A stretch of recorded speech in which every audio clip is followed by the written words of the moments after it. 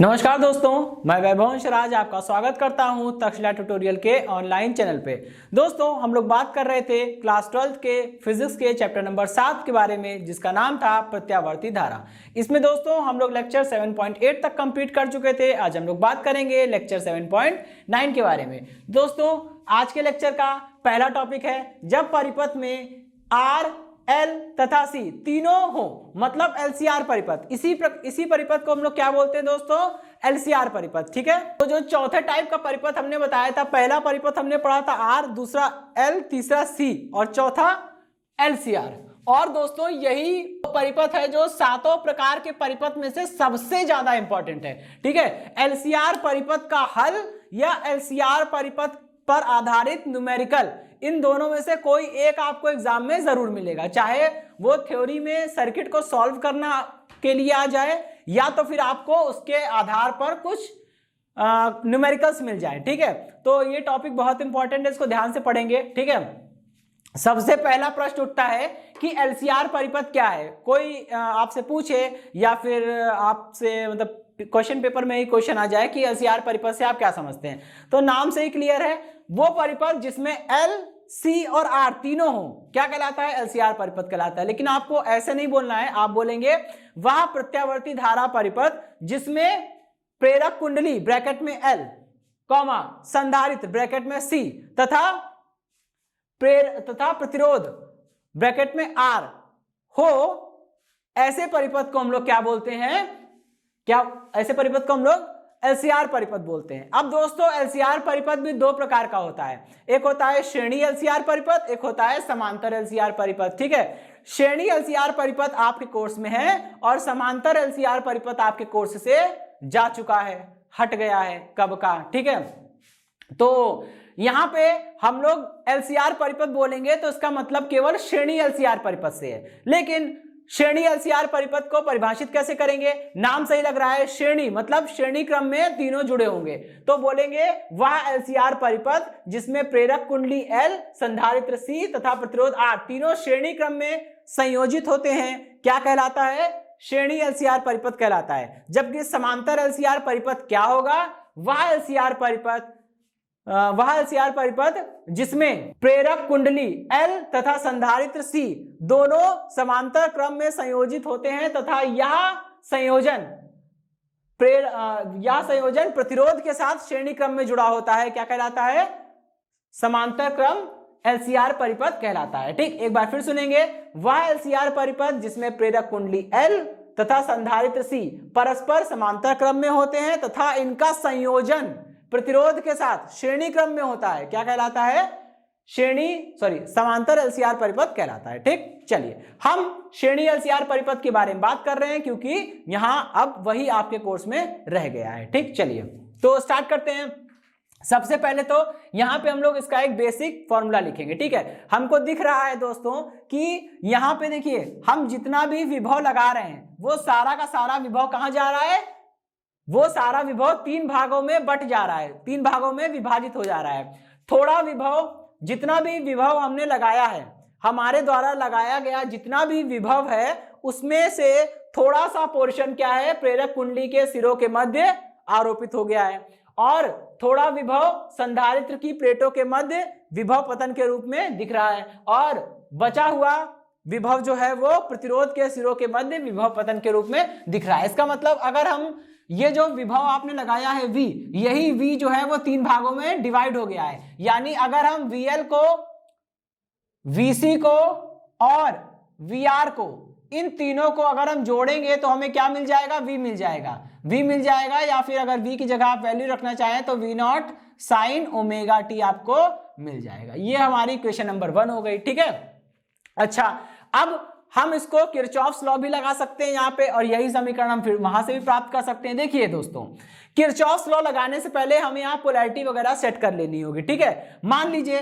पहली बात तो ये जान लीजिए कि ये प्रत्यावर्ती विभव स्रोत का चिन्ह होता है। प्रत्यावर्ती विभव स्रोत का चिन्ह क्या है? एक सर्किल बनाई है, उसके अंदर इस सिंबल को हम लोग बोलते हैं टिल्ड।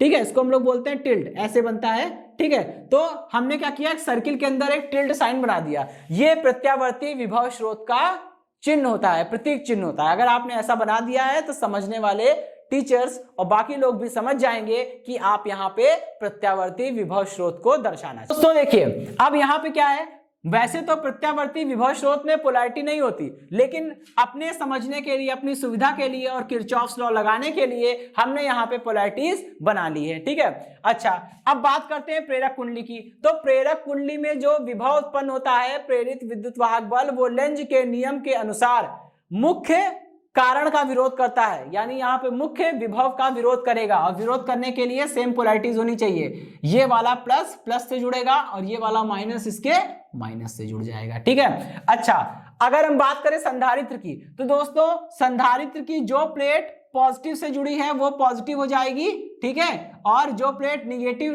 टर्मिनल से जुड़ी है वो निगेटिव हो जाएगी। इसी प्रकार अब धारा देखिए यहां पे हमने पॉजिटिव बना रखा है और यहां पे हमने निगेटिव बना रखा है। तो पॉजिटिव साइड से धारा चलेगी और धारा चलेगी और प्रतिरोध से होकर क्रॉस करेगी।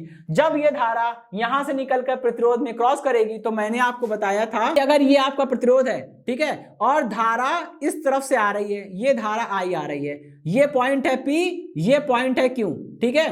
तो दोस्तों किसी भी प्रतिरोध में जब धारा क्रॉस करती है, जब धारा किसी प्रतिरोध से होकर गुजरती है, तो उस प्रतिरोध के सिरों के मध्य एक विभवांतर उत्पन्न हो जाता है, जिसे हम लोग विभव पतन कहते हैं। ठीक है, और जिस प्रतिरोध के जिस सिरे से धारा प्रवेश करती है, प्रतिरोध के जिस सिरे से धारा प्रवेश करती है, उसे हम लोग क्या बोलते हैं, वो वाला सिरा जो होता है वो हायर पोटेंशियल पर होता है, यानी उच्च विभव पर होता है।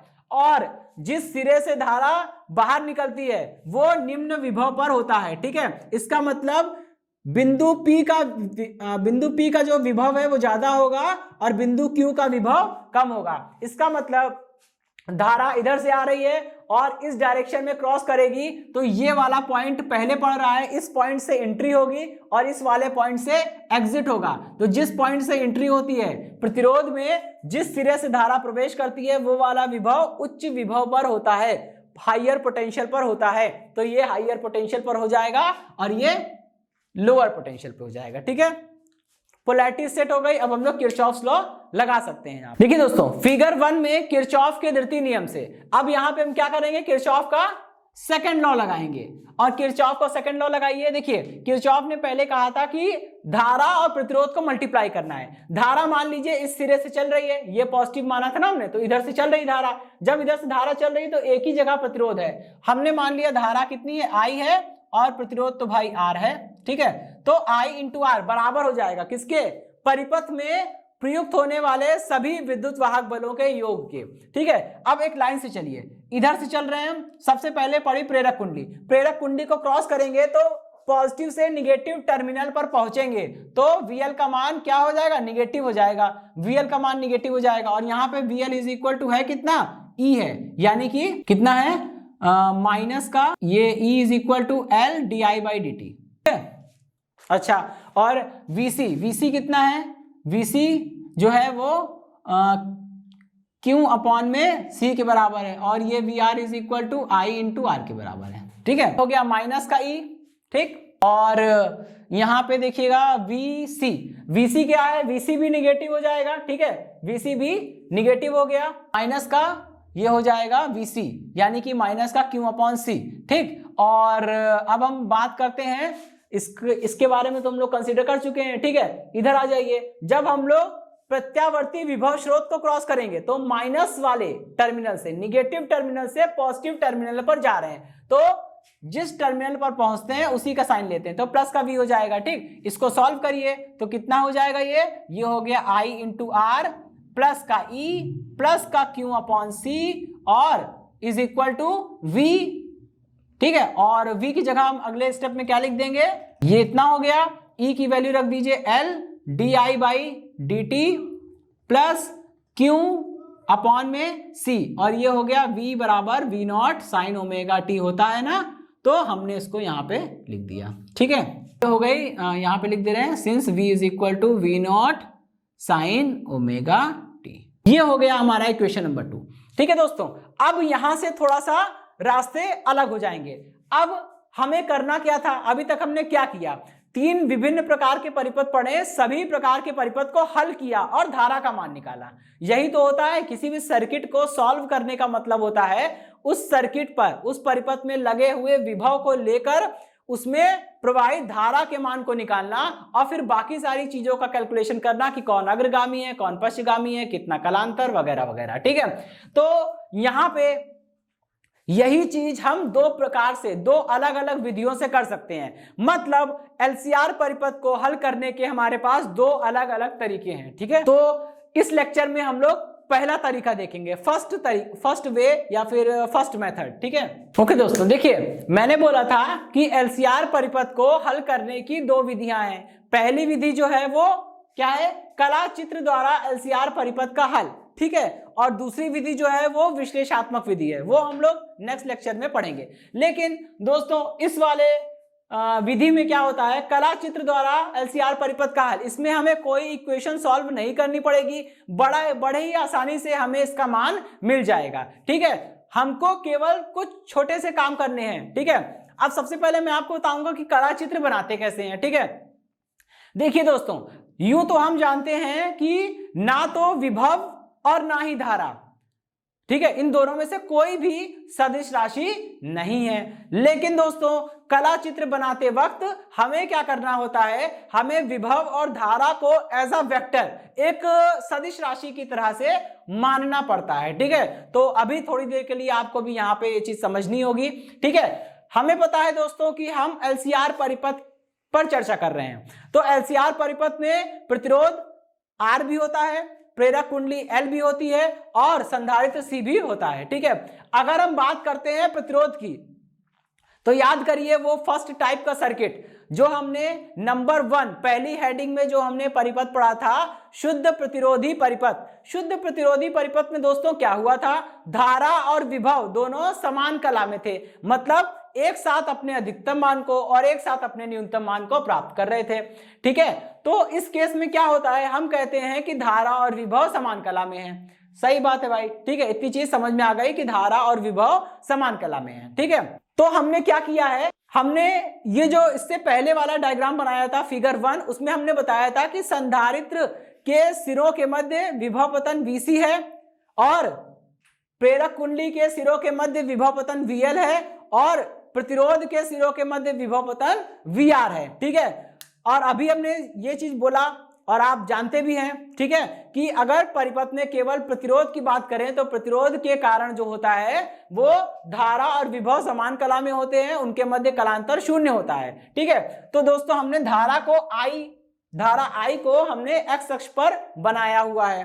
ठीक है, अगर हम बात करते हैं प्रतिरोध की, तो प्रतिरोध के सिरों के मध्य विभव पतन VR और प्रतिरोध में प्रवाहित धारा दोनों एक ही कला में होंगे, समान कला में होंगे। जब दोनों समान कला में होंगे तो उनके मध्य कलांतर 0 होगा, इसलिए हमने क्या किया है, VR को भी हमने एक्स अक्ष पर बना रखा है। ठीक है, अभी देखिए बात करते हैं हम लोग प्रेरक कुंडली की। तो प्रेरक कुंडली में क्या होता है, प्रेरक कुंडली के सिरों के मध्य जो विभव पतन होता है VL, वो धारा की तुलना में 90 डिग्री अग्रगामी होता है, इसलिए मैंने देखिए उसको अपवर्ड, ऊपर की ओर बना रखा है। ठीक, यहाँ पे एंगल को मेजर करने का एक क्राइटेरिया होता है, वो चीज हमें समझनी होगी। ठीक है, देखिए हम लोग धारा और विभव के मध्य कलांतर नापते हैं। ठीक है, तो करना क्या होता है, धारा को हमने एक्स अक्ष पर बना रखा है, तो हमेशा धारा से विभव के बीच का एंगल लेते हैं। ठीक है, मान लीजिए ये विभव का वेक्टर है, वो धारा का वेक्टर है। ठीक है, तो एक तरह एंगल को मापने का एक तरीका ये हो सकता है कि हम इस डायरेक्शन में यानी क्लॉकवाइज डायरेक्शन में एंगल को मेजर करें।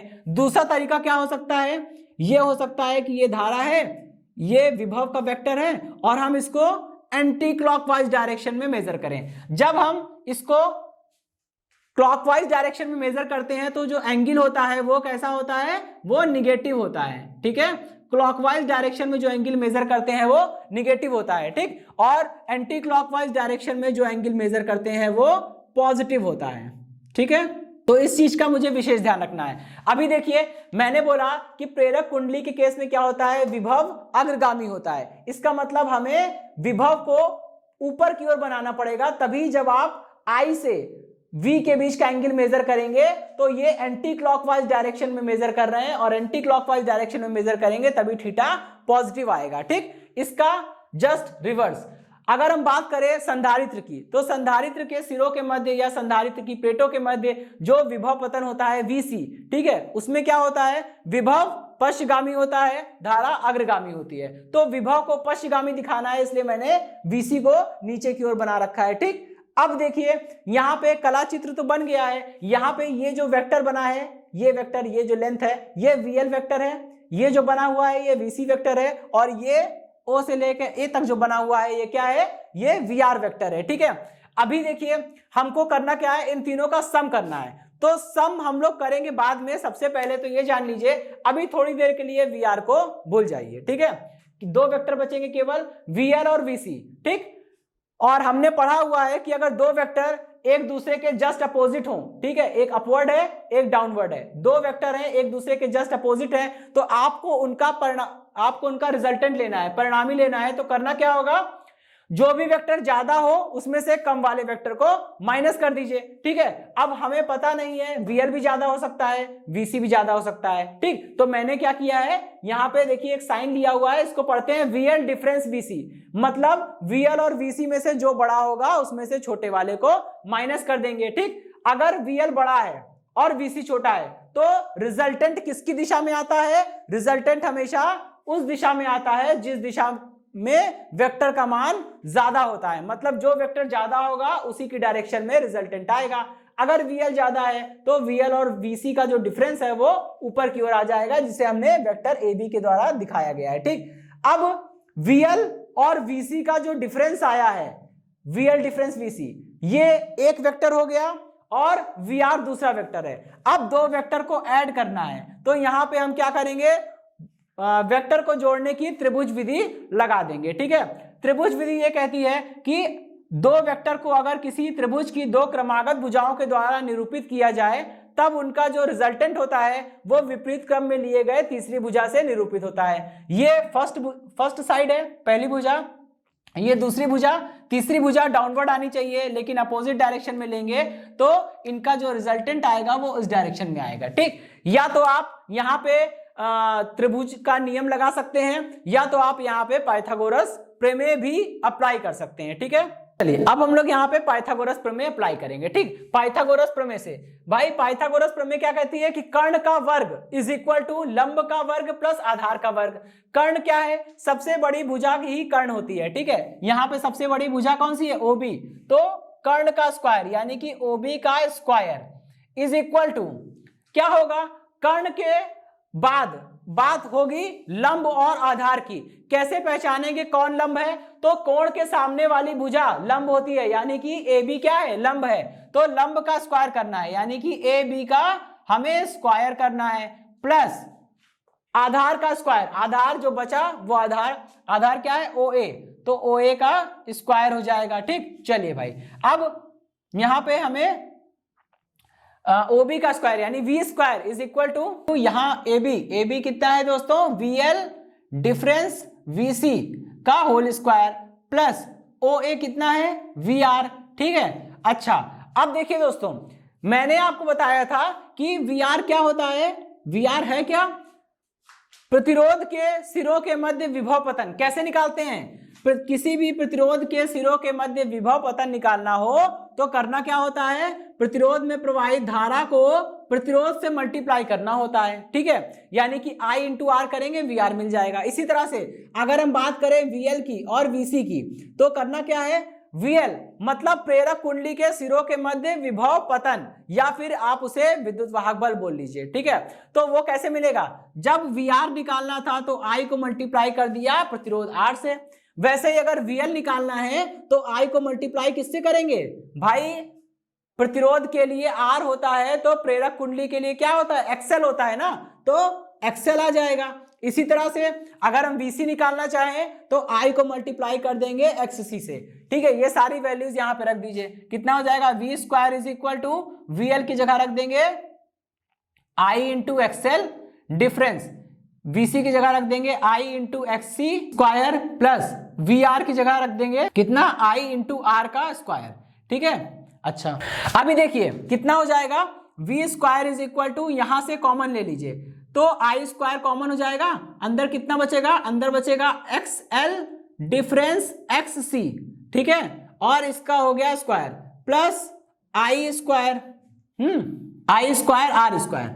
अब यहां से हमें करना क्या है, आई स्क्वायर कॉमन ले लीजिए, ये बनेगा V square is equal to I square common हो गया, ठीक है, और अंदर कितना बचेगा, X L difference X C का होल स्क्वायर, ठीक, प्लस आर स्क्वायर। चलिए ठीक है, अब हमें यहां से करना क्या है, हमें धारा का मान निकालना है। तो धारा का मान निकालना बहुत ही इजी है, आई इज इक्वल टू कितना हो जाएगा, वी अपॉन में अंडर रूट, दोनों तरफ मैंने स्क्वायर रूट ले लिया है, ठीक है, कितना हो जाएगा R square plus X L difference X C का होल स्क्वायर, ठीक है।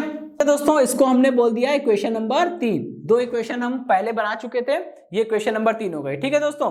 अब देखिए यहां पे एक चीज आ रही है, ठीक है, हमें पता है धारा कब मिलती है, धारा हमें तब मिलती है जब हम विभव को प्रतिरोध से भाग करते हैं। लेकिन दोस्तों यहां पर एलसीआर परिपथ की बात हो रही है, यहां एल भी है, सी भी है और आर भी है। जब परिपथ में 2 या 2 से अधिक घटक होते हैं तो ना तो प्रतिरोध काम आता है, ना प्रेरकीय प्रतिघात एक्सएल, ना धारितीय प्रतिघात एक्ससी। वहां क्या आता है, वहां पे प्रतिबाधा, वहां पे प्रतिबाधा शब्द का यूज होगा, ठीक है। यहां पे Z is equal to under root में R square plus X L difference X C का होल स्क्वायर, ये है परिपथ की प्रतिबाधा। तो ये हो जाएगी परिपथ की प्रतिबाधा, यहां पे रख दीजिए इक्वेशन नंबर 3 में, यानी कि समीकरण 3 से कितना हो जाएगा ये, I is equal to V upon में Z, ठीक, इक्वेशन नंबर 4। दोस्तों अब यहां से आपको अगर आई नॉट का मान निकालना है तो यहां नॉट लगाइए, यहां नॉट लगा दीजिए, तो कितना बन जाएगा, ये फॉर्मूला बन जाएगा I not is equal to V not upon Z.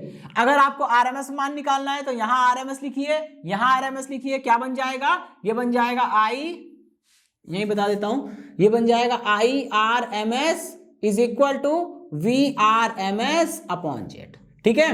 तो इजी है, ठीक है, इतना तो आपने सॉल्व कर लिया। यानी कि आपको अगर एलसीआर परिपथ देगा, आपको आर का मान दिया जाएगा, एक्सएल एक्ससी दिया जाएगा, तो आपसे पूछेगा धारा कितनी है, तो आप इस फॉर्मूले का यूज करके आसानी से निकाल सकते हैं, ठीक है। अब दोस्तों देखिए इसमें आपके मन में प्रश्न उठ रहा होगा कि इसमें हम लोग कैसे बताएंगे कौन अग्रगामी कौन पश्चगामी। तो दोस्तों इसमें आप तब तक नहीं बता सकते कौन अग्रगामी कौन पश्चगामी जब तक आपको एक्सएल और एक्ससी का मान पता ना हो। अगर एक्सएल का मान ज्यादा है, एक्ससी का मान कम है, तो वीएल ज्यादा होगा, वीसी कम होगा। इस केस में क्या होगा, इन दोनों का रिजल्टेंट ऊपर जाएगा तो विभव धारा की तुलना में क्या हो जाएगा, अग्रगामी हो जाएगा।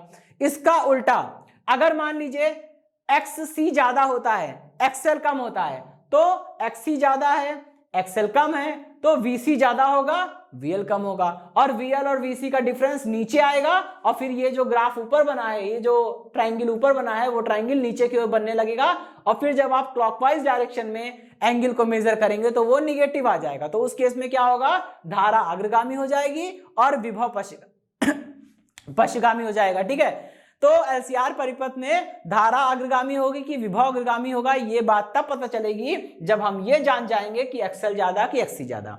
अगर एक्सएल ज्यादा है तो विभव अग्रगामी, और अगर एक्ससी ज्यादा है तो धारा अग्रगामी होगी। और कितने रेडियन से अग्रगामी होगी वो निकालना है, तो उसके लिए अभी हम लोग आगे बात करेंगे, ठीक है। हमें देखिए क्या करना है दोस्तों, मैंने अभी बोला आपको कि धारा और विभव में कौन अग्रगामी है कौन पश्चगामी है, इस चीज के बारे में हमें बाद में पता चलेगा।